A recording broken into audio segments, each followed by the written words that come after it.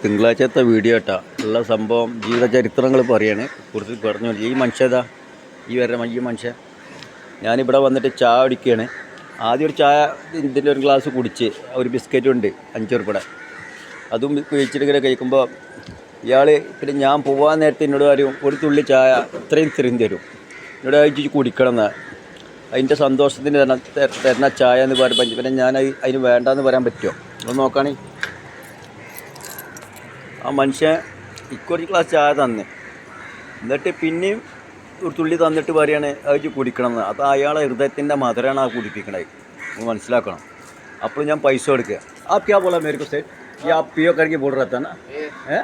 चाय पिएगा ना, बाकी कुछ नहीं बोला। आप तो मैं एक गिलास चाय पिया, फिर आप बोलता ये आप पियो मेरा तरफ से, भाई के नहीं. അപ്പോൾ അയാൾ പറയാണ് അയച്ചു കുടിക്കണം എന്ന്. അപ്പം ഞാൻ അയാളെ ശരിക്കും आपका अंदर का जो ये है ना वो अंदर का आप मेरे का खुशी में पिला रहा है. चाय का मिठा नहीं है, आपका अंदर का जो है उसका खुशी है.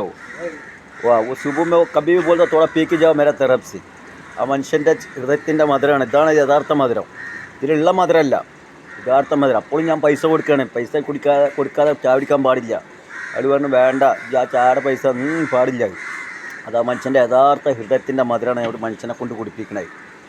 അയാളൊരു ഹിന്ദുവാണ്, ഞാനൊരു മുസ്ലിമാണ്. പക്ഷെ ഞങ്ങൾ മതമല്ല നോക്കേണ്ടത്, ഹൃദയങ്ങൾ തമ്മിൽ ചേർത്ത് പിടിക്കാനാണ് അള്ളാഹിൻ്റെ റസൂല് പറഞ്ഞിരിക്കുന്നത്. ഞാൻ ഈ കൂടുതൽ പറഞ്ഞ് കൊണ്ടുപോയി ഉള്ളത് പറഞ്ഞാൽ മറ്റുള്ളവർക്കൊക്കെ വെറുപ്പാവും. ഇത്രയും പറഞ്ഞാൽ നിർത്തണേ.